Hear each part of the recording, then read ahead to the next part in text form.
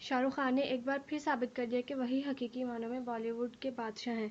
شاہ رخ اور دیپیکا پڈوکون کی 25 جنوری کو دنیا بھر میں ریلیز ہونے والی فلم پٹھان نے بھارتی سینما کا بڑا ریکارڈ اپنے نام کر لیا اور فلم انڈسٹری پر شاہ رخ خان کی بادشاہت کو مزید مستحکم کر دیا۔ باکس آفس پر فلم کھڑکی توڑ بزنس کر رہی ہے۔ پورے بھارت میں صرف پٹھان کے چرچے ہیں اور فلم لوگوں کو خوب بھا رہی ہے۔ بھارتی میڈیا رپورٹس کے مطابق 25 جنوری کو ریلیز کے پہلے ہی روز فلم نے دنیا بھر سے 100 کروڑ بھارتی روپے سے زائد کا بزنس کر کے نیا ریکارڈ قائم کر دیا۔ شاہ رخ کی یہ فلم ریلیز کے پہلے ہی روز 100 کروڑ کمانے والے بھارتی سینما کی تاریخ کی پہلی فلم بن گئی۔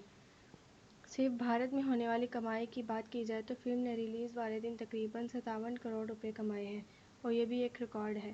اس کے علاوہ پٹھان نے چھٹی والے دن ریلیز نہ ہونے والی فلموں میں بھی کمائی کا ریکارڈ قائم کر دیا۔ دنیا بھر میں یش راج فلمز کی اس پروڈکشن کو 8,000 سے زائد اسکرینز پر لگایا گیا، جن میں 5,500 بھارت میں جبکہ 2,500 بیرون ملک میں ہیں۔